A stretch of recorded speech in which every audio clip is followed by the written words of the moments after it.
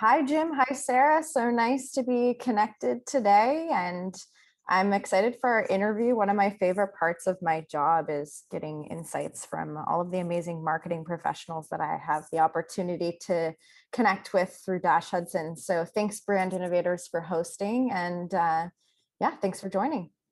Thanks for having us. Happy to be here. Wonderful. And so I kind of wanted to start off the conversation today with a very, very important question. Which is socks or no socks? I'm team no sock right now, but you have to understand this is fluid and it could change should I get the courage to style my boat shoes with cool socks one day soon. So we'll see, but team no sock for now. Okay, Nice. fair enough. So yeah, for those who haven't seen it, our sort of sock debate, you get in those shoulder seasons where you still want to wear the boat shoes, but it's a little chilly. I think it was 6 degrees out this morning, walking the kids to school. So I'm team sock today. But as soon as I can get into shorts and some lighter clothing, the socks come off and boat shoes are worn as is. Yeah, it's good to have that flexibility and also great that you can style them both ways. So lots of room to be fashionable there.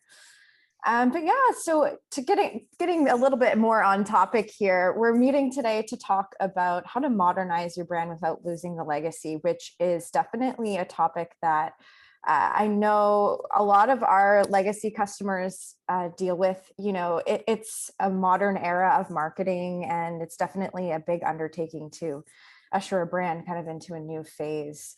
So I'd love to start off actually with level setting though about what Sperry's legacy story is. Can you both tell us more about the history of the brand? Yeah, I'll start on this one. It's funny because a lot of times you don't know how deep to get into your past when speaking to a consumer about your future. In this case, our consumer told us through research, please tell us more. We want to hear about where you came from. So Sperry was started by a sailor and inventor. He had been in the Navy. His name's Paul Sperry, who fell off the deck of his wet boat while sailing in the Long Island Sound. And couldn't understand why his dog never had any traction issues. So he looked at the bottom of his paw, saw the grooves that were there. It was a Cocker Spaniel who had great traction. And he tried to mimic that on a rubber outsole and actually created the first a style of shoe that's called a CVO. Before people named Stan Smith were playing tennis and before skate brands were doing it, Paul Sperry actually invented the first one. And so sort of three icons for the brand are 87, are what you may know as a topsider, our authentic originals, 85 years old. And then another core product for us was invented in the 40s. So three icons that are over 80 years old. And the consumer told us, we want to know the story because it's a purposeful product that was invented for a reason, to solve an issue that someone was having. And we see that as real, an overused term, so I apologize, but an authentic reason behind the brand and where you are today.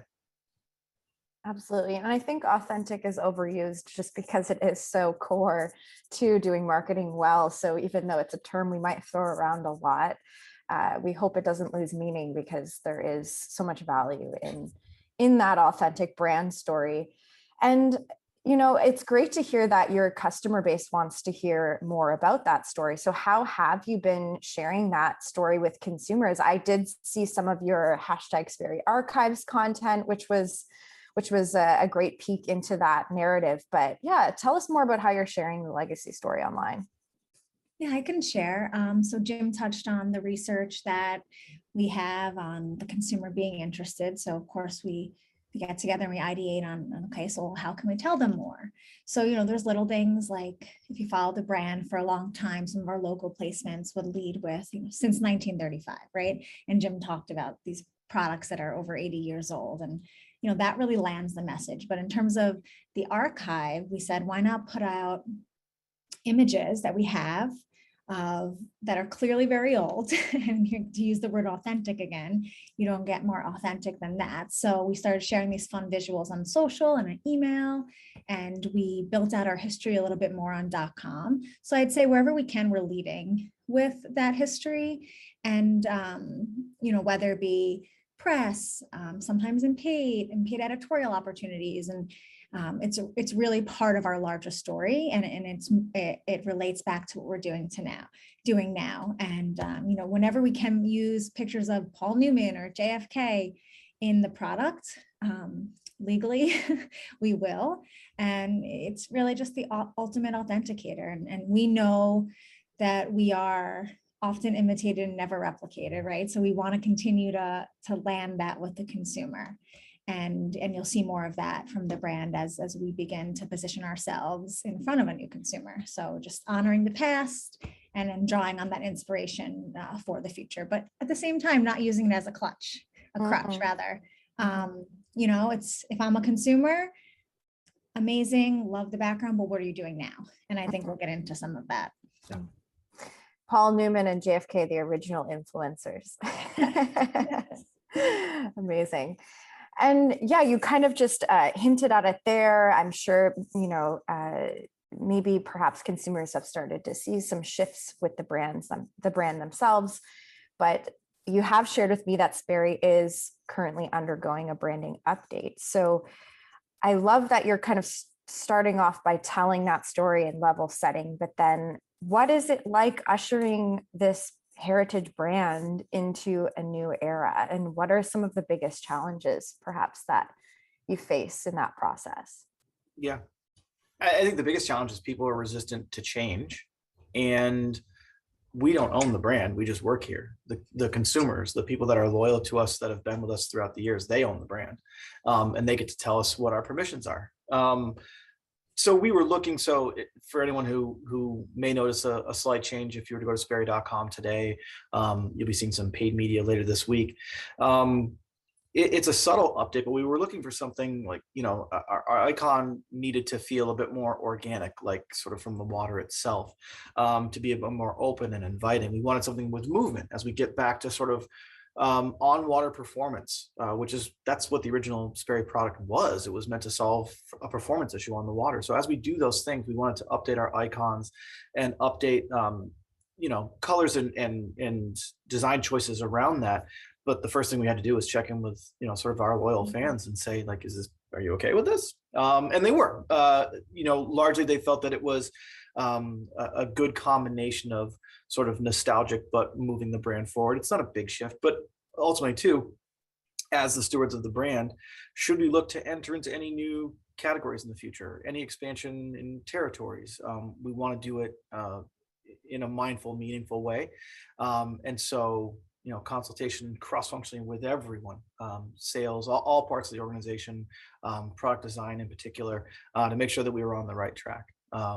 So it's something you don't do lightly, and we don't do often, but in this case, if we can sort of unify behind a new ethos and move the brand forward, then we felt it was the right time to do it. Absolutely. It's so exciting. It's a really kind of pivotal time at the brand. And yeah, maybe we can share a little bit more about what this new brand story that Sperry is telling with the audience as well.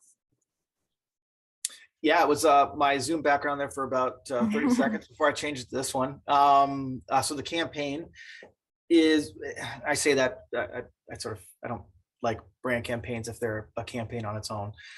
It's a rallying cry as well. It's called Make Waves. I think for a campaign to be successful, I think it needs to challenge the people who work at the brand. It needs to challenge our retailers and partners to maybe think of us in a new way, as well as reach the consumer. So for us, Sperry is all about the joy of being on or by the water. Going back to that research, the consumer it's a multi-sensorial experience, and it sort of comes as you get closer to the water. You may see it before you hear it, before you smell it, and then you eventually touch it. And if you're lucky and you go underwater, you get to taste it. It's this, this sort of joy and the sense of feeling like your best self when you're by the water. And then there's the heritage of the brand, which is the style that comes from the coast and how you can sort of update your own style. Look, we're all getting back out there into the real world. You sort of want that casual comfort that also can be dressed up for that night out later. And we think we've really got that dialed in. For us too, Make Waves is about, and you'll see it in the brand spot, there are real people in that spot, and it's become something that a lot of brands have done. I've done it in my past at other brands as well, but I think it really matters in this case because there are people that are out there working in their communities to make sure that people have equal access to the water or they have the ability to enjoy it. And so for us, it also circles back to internally our brand purpose and what we're trying to do just to change the trajectory of Sperry going forward, and why people either want to buy it or want to work at our company. Well, it really resonates with me as somebody who lives on the ocean and is very into water sports. I love to hear that this is the direction your marketing is taking. And I'm sure you touched on how you have, authentic people represented in your campaign. I'm sure you also are spreading the word with creator marketing. It's a huge piece of digital marketing now. So you have these ambassadors, and how are creators and influencers, how in this landscape of this, how are they all kind of fitting into this strategy together? I can take that. And I will say, if anybody wants a sneak peek at our Make Waves spot, it's on YouTube. Our paid media hasn't started yet, but it is live there. So take a look. And yes, content creators, ambassadors, influencers, of course, they're part of our marketing strategy. And not only are we executing paid influencer campaigns, but we're choosing to feature creators, like Jim said, real people in our brand content. So off of social media. And that's how the Make Waves video came to life. So you'll see that there, and you'll see more of these people in our content moving forward beyond the Make Waves spot. So, we believe that content creators are imperative to communicating the authenticity. Now this word's going to keep popping up, but also allowing us to resonate with someone who might not have previously considered the brand, right? So we're trying to shift brand perception here. So this is a big part of that. And so we're leveraging their audiences to reposition ourselves through their lens, right? So they're styling the product. Of course, we give guidelines, and there's certain products we want to promote, but their literal point of view is so important to us, and that is why we choose to invest here. And really, at a certain level of ambassadors for us, these content creators, they're truly an extension of our creative team. They create this beautiful content that we use cross-channel. You'll see it on email.com, our social, on their social, of course. But it's not just for their output. We really use the content in a big way. And it can sometimes be more authentic than we could ever be with just models and an overly produced shoot. But those are important also. But we found that our creators give us another level of content creation. And additionally, like we've learned, and like all of you out there probably who work in social media in any way, shape, or form, that these ever-evolving platforms and algorithms, they make it so posting content alone isn't enough, right? It doesn't mean your content's going to be seen, whether it's posted by the brand or an influencer. So we've built in paid support into our strategy. That's really important to make sure that this beautiful content isn't just sitting there, and these product stories are being seen by our intended consumers. And one more thing, one major piece for us this year is measurement of this content that we're putting out there, and measurement of the success of the campaigns with these creators. So we've invested in a tech platform, and that allows us high level to, one, source talent and validate their audiences, and dive deeper on their audiences, make sure that these people have followers, and create content that we want to be a part of. And then ultimately measure the success of these campaigns in real time, so we can report out internally and beyond, take action, and really learn for future efforts. Absolutely. And I would imagine that data and having a tech partner like that would help kind of soothe the scary factor for a heritage brand, kind of handing over the keys to the brand to others, which I know is a factor that comes up a lot with heritage brands, and understanding how to navigate this influencer and creator landscape, because it's, like you mentioned, pretty much essential at this point to partner, to collaborate, to allow others to interact with and share their perspective on your brand. But it's something that heritage brands traditionally have had a harder time being able to do, especially in the luxury side. So definitely, I'm sure there's some brands on the line who are curious to hear more about that. But I would imagine too that in the same way as it can be scary, that's probably also very enlightening to have others interact with and kind of add their own stamp or spin to your brand. What have you learned? Have you learned anything really interesting about the brand through experimenting with how it's perceived through others and their perspective and lens? Yeah, their perspective, like I said, the way they style the product. Sometimes it feels like we have like a behind the scenes look to what's next, right? Because these creators and partners are on the cutting edge of fashion and style. So we definitely take notes, right? We're not just like, oh, that's weird. Okay, like go ahead and do it. We're like, oh, maybe we can consider that for our next shoot internally. So it's their content is really important, and they don't work for us full time, right? So we're engaging them for a moment in time. They're not in our Sperry bubble that, sometimes it's hard to step outside of. So they're out in the world, they're inspired by other brands, other walks of life. They're in different locations across the country or the world. So all of their input is extremely valuable. And, they take the assignment and they really make it their own. And that's what we want to see. And that's what works well. And we can take that point of view into our own more internal efforts and tap into these creators for insights as they come up. Like, we just had this rebrand. We asked some of our longer term brand ambassadors for input on some logo options and other, insights as they arise. So yes, we will squeeze every bit of knowledge and insight out of them that we possibly can. Amazing. And I think you had also mentioned a really interesting story. You had done an event with some partners and learned about maybe the West Coast preferences for brands. You want to share that story? I loved hearing that. Yeah, sure. So we do get feedback on the product from time to time. Like I said, we work with some longer term ambassadors, so they maybe feel more comfortable. But this example was an event we held out on the West Coast, an area that we're trying to make our mark on in a bigger way. And the partners that we were working with were new to the brand. So, they had the option to pick some product to wear. And, more than half of them picked this one white sneaker that, really wasn't even on our radar. And that in itself was very telling. Okay, so if all these women are picking this product and they're in an area we want to expand into, what else can we do to promote this product? So of course we had content with them in the product, but it's just an example of something that wasn't even on our radar that popped. It was hard to ignore, and we were able to action pretty quickly. Absolutely.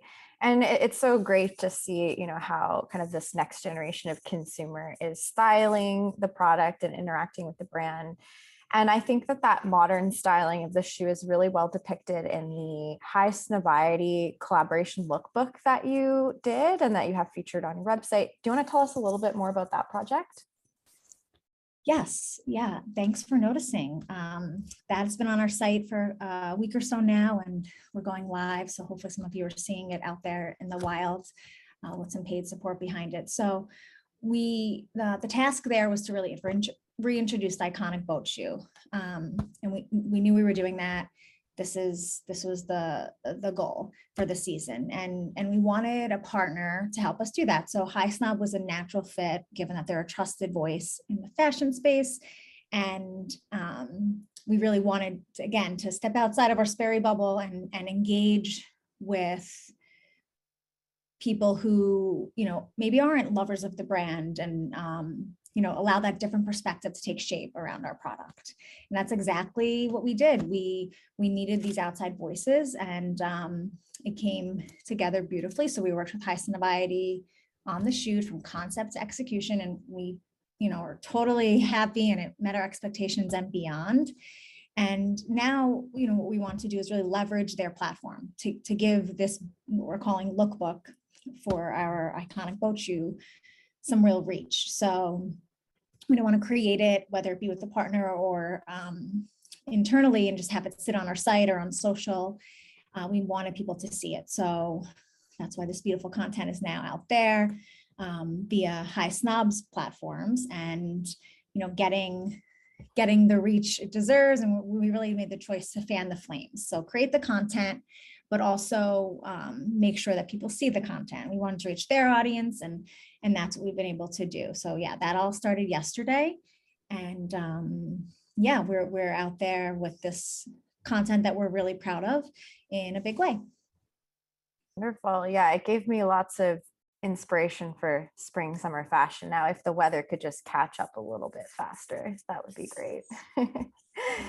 And before we move on, I do want to call out to the audience. If you have any questions for Jim and Sarah, feel free to submit those through the Q&A. I'm definitely going to leave a couple minutes at the end of our session here for any questions from the audience.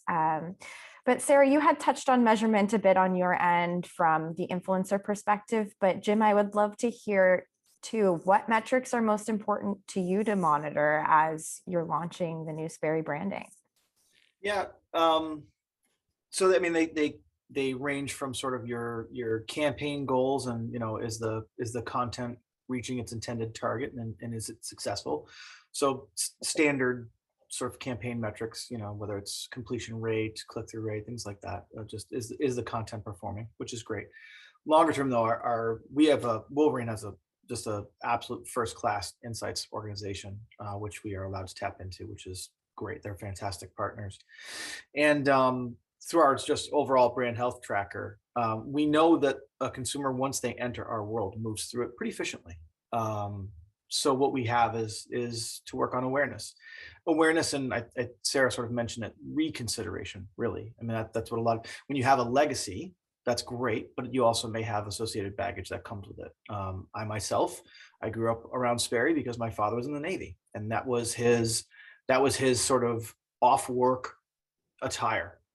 Whatever was on top, it ended with Sperry topsider AOs on the bottom. And so everyone has a story like that, where they may only consider what they perceive as the limitations of the brand. So when I look at things like brand trust, I think is probably number one for me as far as moving someone to consideration or reconsideration. And that origin story comes into that trust factor, as well as, do they feel inspired by the brand? A lot of research out there shows that, people get happier even when they start thinking about going on vacation. Well, if we're a brand that sort of is about going to the water and going to those happy places, maybe we can inspire people to feel a little bit better, feel more confident in who they are. Actually, the call I was on before this one was with our partners at PFLAG. Some of the things we're working on for 2022 and beyond. And that's a goal of ours together, is to inspire people to feel like their best selves. So I think those larger brand metrics, if we can change those, and it takes time, but that's what we're doing is, with an 87-year-old brand, you have to afford yourself a bit of patience while you analyze the metrics that are coming in from a given campaign. Absolutely. And Sarah, any other metrics that you're keeping an eye on as this moves forward? Yeah, I think, we know that what gets measured gets done. So we're definitely held accountable for key metrics, especially when it comes to paid media efforts. And the paid media efforts are big for us this year. We're launching a brand campaign. This is uncharted territory for us in a long time. So in terms of paid media and getting really specific, we of course are looking at brand awareness. It's a brand campaign consideration and intent.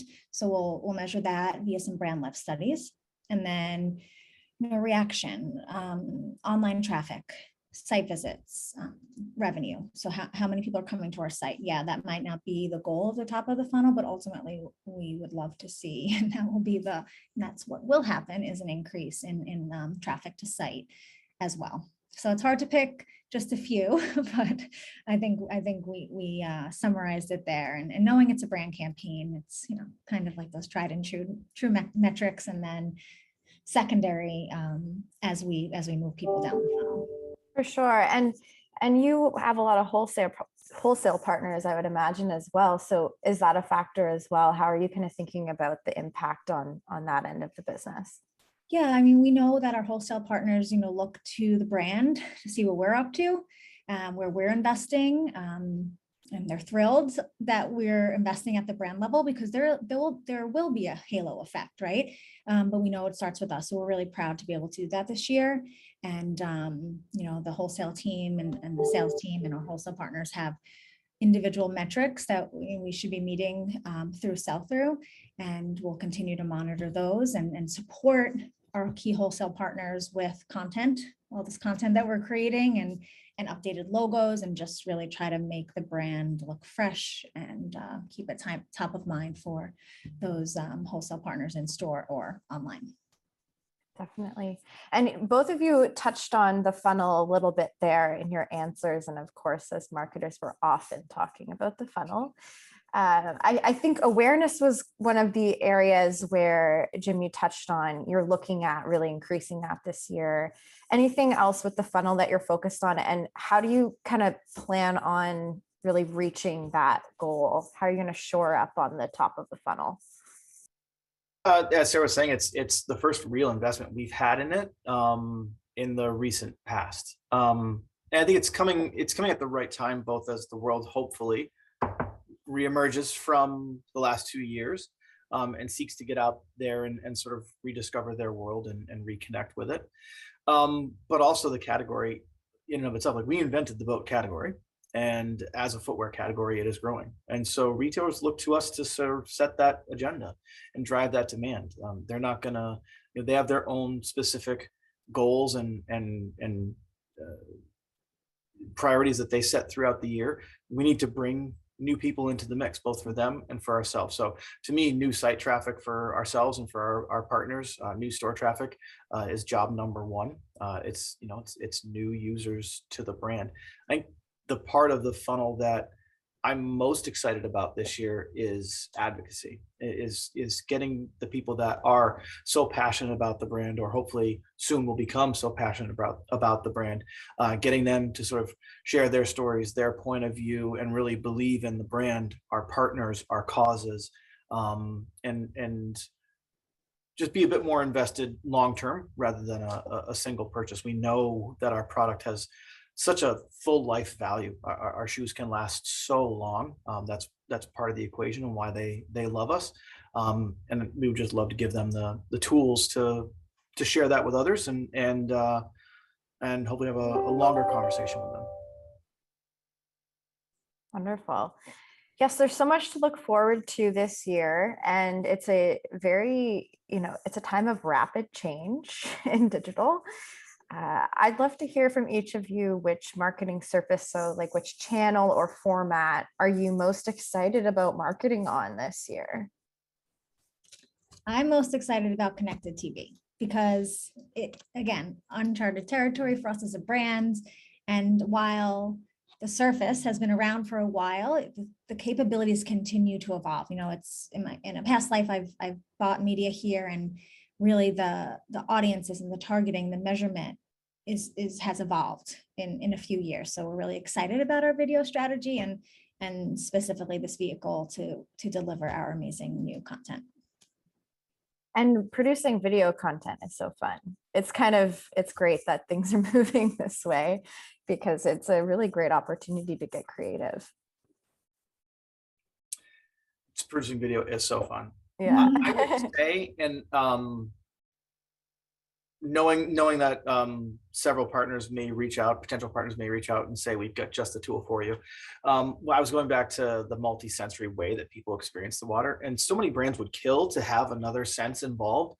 I think audio is a sort of next on the frontier for us to explore. It's nothing that's defined in our plans right now yet. But it's something that I think we need to be a part of, because I think it's such a part of the experience for us. Absolutely. And it's really interesting how audio is evolving within other channels as well. We never previously as marketers had to think about audio trends before. And now this is a factor when marketing on TikTok. So yeah, I love that you're bringing up the sensory experience, and certainly I feel like you have a lot to play with and work with your brand with that. So that's exciting. Yeah. I'm just going to do a final call out to the audience to submit their questions for Sarah and Jim. We've got a couple more minutes here to go, but I do have a question for each of you. I'm sure as you've been going through this transition, you've been looking outward at other brands that have done this kind of a transition well. So can either of you point to a heritage brand that you really respect or appreciate the way that they have brought their brand forward into 2022? Or it could even be a couple of years ago, but just like a great kind of brand revamp that you've seen. I wonder if Jim and I will both pull from past lives, but I'm coming from Reebok, and I'm just, 8 years there and just so proud to see where the brand is right now. And I know all of the work and many, many years of shifting brand perception, working with the right partners, getting it right at wholesale. And they're, just on the verge of becoming even bigger. And yeah, so for me, it's Reebok, and just really proud of what the team's doing over there. You get to do it all over again. Yes. Yeah. I did do 12 years at New Balance, and they were transformational. I met my wife there. She's still there. So there are debates on which, do the kids wear New Balance sneakers or Sperry boots when they go out the door? Try to see who wins that battle. But I will say, for me, a brand that I look up to for a different reason is Subaru. And because to me, their brand purpose and sort of their cause initiatives reshape their entire brand. I mean, they started working with the ASPCA as one of their charitable partners, and now there's dogs in spots, dog tested. It's just, they've brought that through the whole connection. If you go to their site, when you go buy a vehicle, we have one, and you're given the chance to donate to one of their charitable partners. So it goes from brand campaign all the way down to dealer level. Across the entire organization, their purpose carries them, and that's something that I really look up to and admire them for. And they've been building it now for 12 years. Absolutely. And social responsibility is something that is growing in importance for consumers. Certainly, that's what we've seen in our research in the last few years as well. And certainly, we're encouraging our brands to take angles with social responsibility in mind. I'd love to hear, is that being incorporated into Sperry's plans for the year, and a little bit more about that? That's a little bit about what Make Waves represents for us, which is sort of changing the dynamic of how again, as I was saying, what it means for someone to work at Sperry. I think it's powerful for the consumers. And again, you hit it around the head. They've said it's a non-starter. You have to care about something.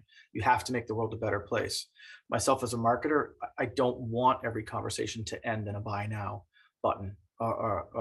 Sometimes I want it to be about just the experience. So if we can act as an amplifier, a funder, if we can act as sort of de facto venture capital to get people out there, our brand purpose as we've defined it, if the consumer, and they do, and we all feel such a emotional connection, almost a spiritual connection to the water, then and we were born on the water. We have to protect it. We have to do better in our sustainable efforts, and we have to ensure that everyone has access to it. And if you think about the heritage of the brand, part that I would change a little bit if I could is sort of that 80s sort of prep school, very elitist part of the brand, and that's not what the water's all about. And so you'll be seeing us working this year to help fund and amplify organizations that are helping underserved communities have access to the water, that are helping people feel included and able to participate in whether it's water sports or just in general sort of getting to and being by the water. We think it's absolutely critical for us as a brand, but beyond growth as a brand and reinventing who we are, it's also part of employee retention and satisfaction. Do you work at a brand? Do you work for a place that actually cares about what's happening out in the world? When we raised that internally, it became a part of everyone's goals. It was immediately adopted and is now becoming sort of a final filter on the choices we make, investments, partnerships, etc. It's a final filter on how we do business. You're creating the next legacy of Sperry. It's very exciting, and it's music to my ears. I'm a big proponent of water access and inclusivity there. That's also something that's really important to Generation Z, is this idea of inclusivity and, like we were talking about, social responsibility. So I'm sure that that will also help you reach this new, demographic of consumers. So excited to see where this takes your brand as a journey, and both of you excited for the next steps. And everyone go check out the campaign. It's looking very fresh, definitely making some waves. Yeah, of course. And I think we're just about out of time here, but I want to thank you, Sarah and Jim, so much for taking the time to fill us all in on what's next for the brand.